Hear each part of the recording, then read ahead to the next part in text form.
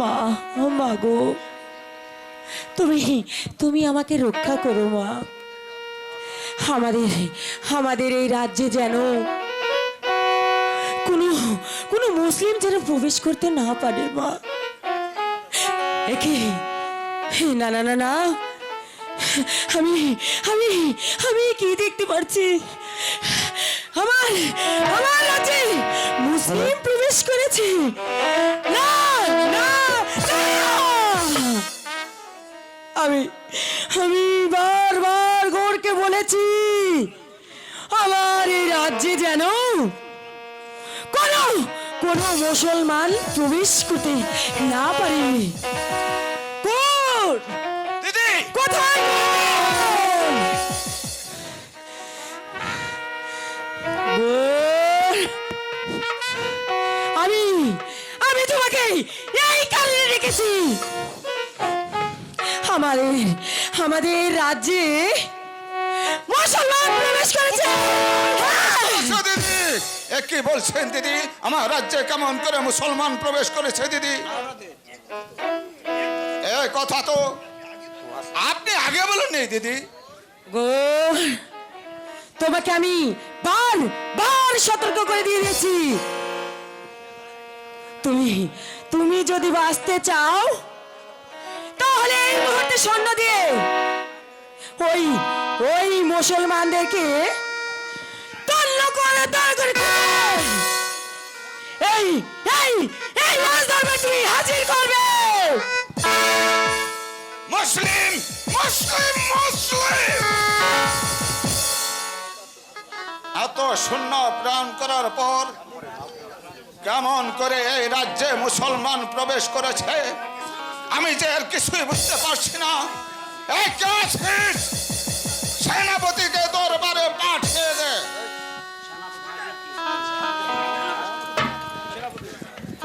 মহারাজের জয় হোক, মহারাজের জয় হোক। আমাকে কিসের জন্য স্মরণ করেছেন মহারাজ? শুনুন সেনাপতি সাহেব, আমি এই জন্যই আপনাকে ডেকেছি। আমি পূর্বে বলেছি এই রাজ্যে মুসলমান প্রবেশ করবে, মুসলমান প্রবেশ করবে, মুসলমান প্রবেশ করবে। আমি জানতে চাই এত শূন্য পাহারা থাকতে আমার এই রাজ্যে কেমন করে মুসলমান প্রবেশ করবে? মহারাজ,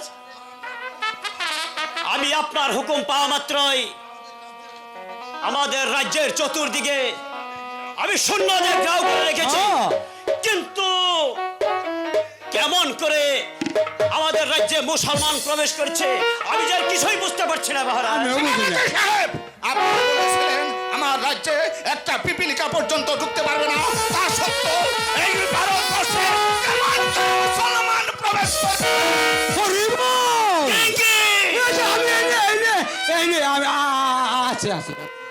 হুজুর, আমার নাম তো গিরিঙ্গি নয়, আমার নাম হচ্ছে শ্রী শ্রী ফিরিঙ্গি।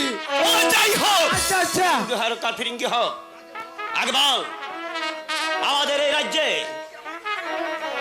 রাজ্যে কেমন করে মুসলমান প্রবেশ করছে? কই বালিকা লাগছি, কেমনে ঢুকলো? এতগুলি পাড়া এক মুঠা দিয়েছে আর এক মুঠা ধোয়া করতেছি। সেনাপতি সাহেব, আমি কিছু জানতে চাই না, কিছু শুনতে চাই না।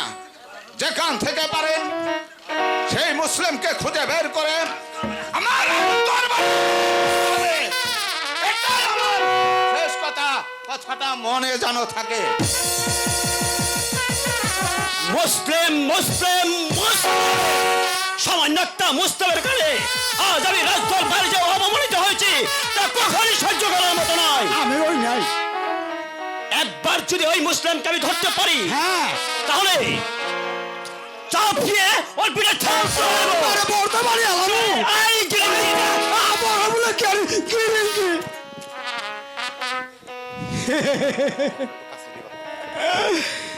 একটা পিঁপড়াও ঢুক পার দেব না, আর আমি তো হাতির দল দেবে রাস্তা ধুয়ে দিছি।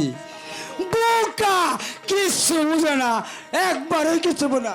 হরি বল হরি বল।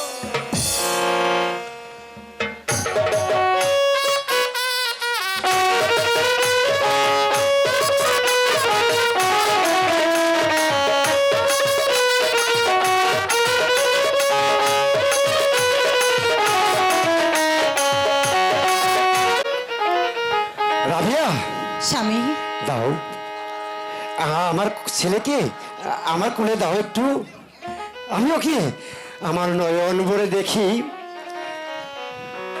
এই নিন স্বামী।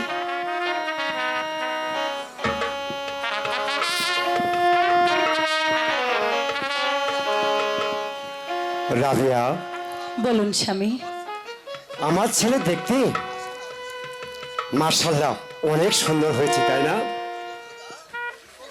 ওগো খোদা, তুমি এই গহীন বনে আমার ঘরে আলো ফুটাবার জন্য একটি ফুটফুটে সন্তান দিয়েছ।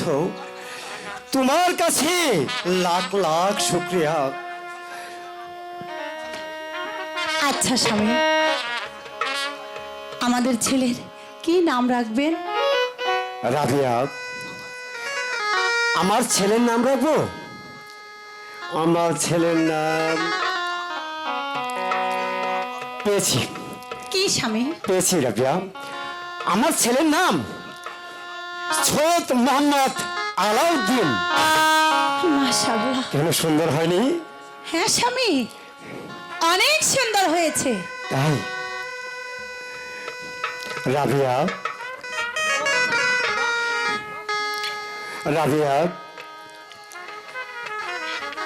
আমাদের ছেলে হয়েছে, আমাদের যে এখন বেশি বেশি কাজ করতে হবে, ওকে লেখাপড়া করতে হবে। স্বামী, আপনি ঠিকই বলেছেন স্বামী। রাবিয়া, আমার যে বড্ড ক্লান্ত লাগছে, আমাকে একটু বিছানা করে দাও, আমি একটু বিশ্রাম করি। ঠিক আছে স্বামী।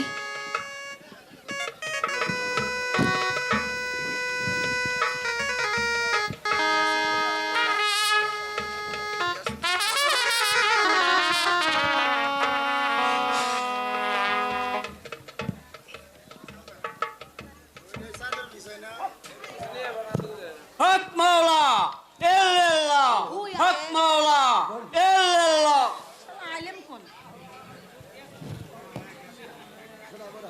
শোনো বুরহান, তোমার দয়ালের এ কথা কি ভুলে গেছো? তোমার দয়াল বলেছিল তোমার কোনো ছেলে সন্তান হলে তার নামে গরু জবাই করে আকিরটা করতে হবে। সে কথা কি তুমি ভুলে গিয়েছো? তুমি যদি গরু জবাই করে তার আকিরটা না করো, তাহলে তোমার ছেলের অমঙ্গল হবে। তারপরে এটা হচ্ছে এই তোমার দয়ালের আদেশ। হক মাওলা, হক মাওলা ইল্লাল্লাহ, হক মাওলা ইল্লাল্লাহ। রাবিয়া, রাবিয়া, স্বামী, রাবিয়া, কি হয়েছে স্বামী? একই স্বপ্ন আমি দেখলাম। কি স্বপ্ন স্বামী? আল্লাহর পীড়িত দরবেশ এসে বলে গেল, কি বলবেন? বোরহান, তোমার ছেলে আকিকার দেওয়ার কথা ছিল, তুমি কি ভুলে গেছো? তুমি যদি তোমার ছেলের নামে আকিকা না দাও, তাহলে যে তোমার ছেলের অমঙ্গল হবে। রাবিয়া, স্বামী, হে কি বলছেন স্বামী আপনি? আমার বুকের মানিক স্বামী, আপনি যে স্বপ্ন দেখছেন আমিও ঠিক সেই একই স্বপ্ন তাই? দেখছি। কি স্বপ্ন দেখলে তুমি? ওরে কি স্বপ্ন দে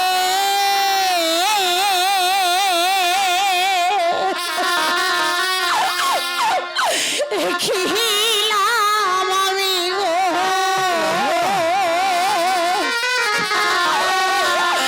রাত্র নিশির প্রাহে গো প্রাণের স্বামী,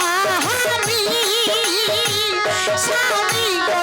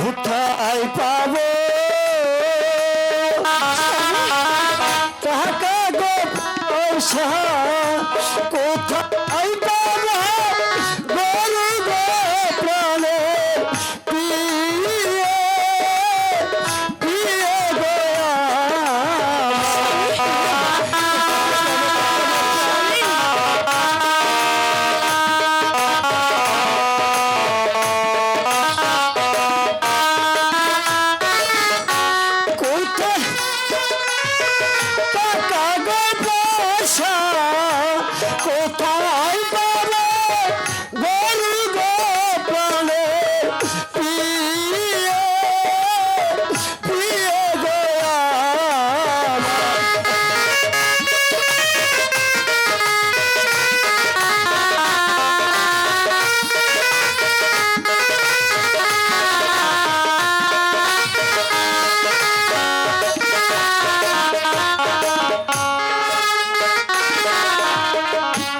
হাতের বালা দিহিলাম খুলে গো ছেলে রহলা গিহিয়া গো প্রাণের স্বামী স্বামী গোয়া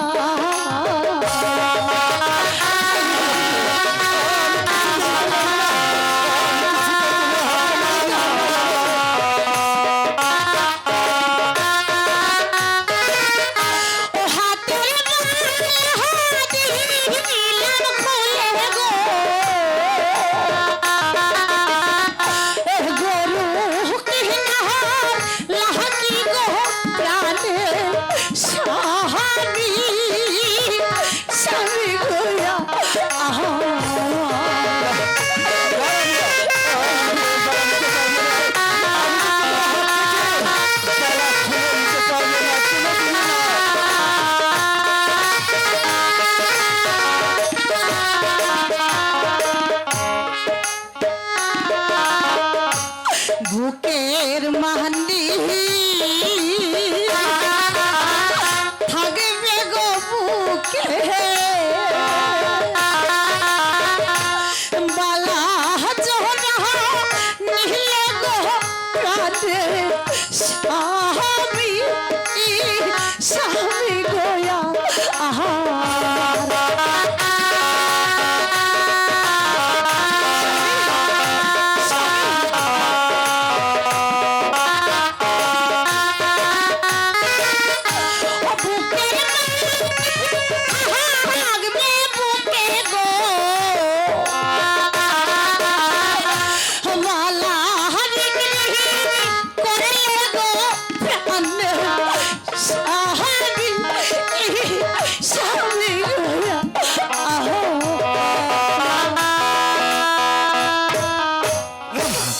না রাবিয়া,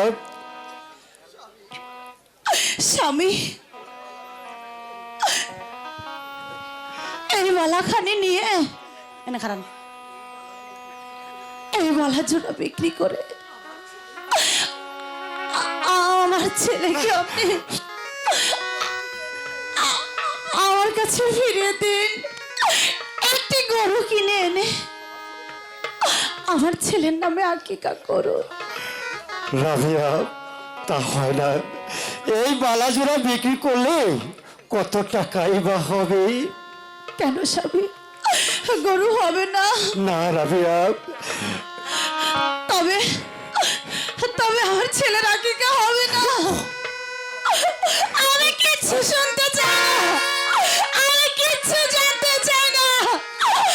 আমার বুকের মালিক যদি আমার বুকে না থাকে তবে এই পৃথিবীতে আমার থাকার কোনো মানে হয় না স্বামী। রাবিয়া, আপনি যে ভালো পারেন, যে প্রকারেই পারুন, আপনি আমার ছেলের নামে গরু কুরবানি করুন স্বামী। আমি তাই ভাবছি রাবিয়া, আমার ছেলের নামে আমি যদি আকিকা না করতে পারি তাহলে যে আমার ছেলে অমঙ্গল হবে। স্বামী, তুমি বলতে পারো রাবিয়া, এখন আমি কি করব? স্বামী, প্রয়োজন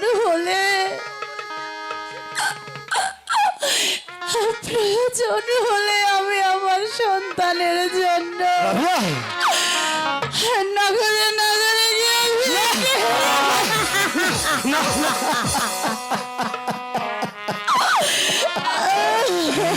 পারবো না রাবিয়া,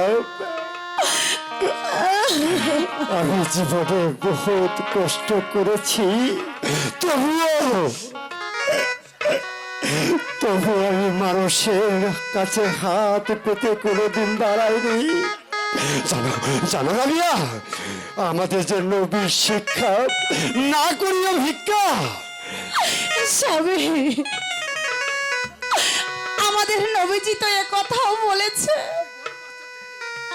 হে জীবন বাঁচাতে প্রয়োজনে ভিক্ষা তো দূরের কথা, চুরি করা হচ্ছে যাই। রাবিয়া, তাই বলছিলাম কি, আমার একমাত্র ছেলের জন্য, আমার নয়নের মনির জন্য আমরা না হয় ওই নগরে নগরে গিয়ে ভিক্ষে করব। স্বামী, আপনি আপনি আর অমত করবেন না স্বামী, আমি আপনার দুটি পায়ে ধরে বলছি স্বামী, আপনি আমার বুকের মানিককে আমার বুকে রাখুন, আপনি আমার একটি কথা শুনুন স্বামী। ঠিক আছে রাবিয়া, আমার ছেলের মঙ্গলের জন্য প্রয়োজন হলে আমি মানুষের দ্বারে হাত পেতে দাঁড়াবো, তবু আমার ছেলেকে আমাদেরকে বাঁচাতে হবে। স্বামী, চলো রাবিয়া, ওই তো সামনে একটি গ্রাম দেখা যাচ্ছে, ওখানে গিয়ে আমরা মানুষের কাছে ধারে ধারে ভিক্ষে করব, দেখি মানুষ আমাদেরকে যদি কিছু ভিক্ষা দেয় সেই টাকা দিয়ে আমি আমার ছেলের নামে আকিকা করব। তাই চলুন স্বামী, তাই চলুন। রাবিয়া, ও নগরবাসী, আজ আমরা অনেক বিপদে পড়েছি, তা তো তোমাদের কাছে আমি হাত পেতে দাঁড়াতে এসেছি। তোমরা তোমরা আমাকে যে যা পারো তাই দিয়ে সাহায্য করো, তোমাদের সাহায্য পেলে আমি আমার সন্তানকে হয়তো বাঁচাতে পারবো। ভিক্ষা দাও গো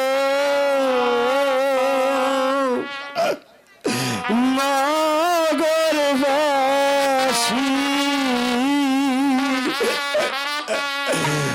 ভিক্ষা দেওয়া নরে গো প্রাণের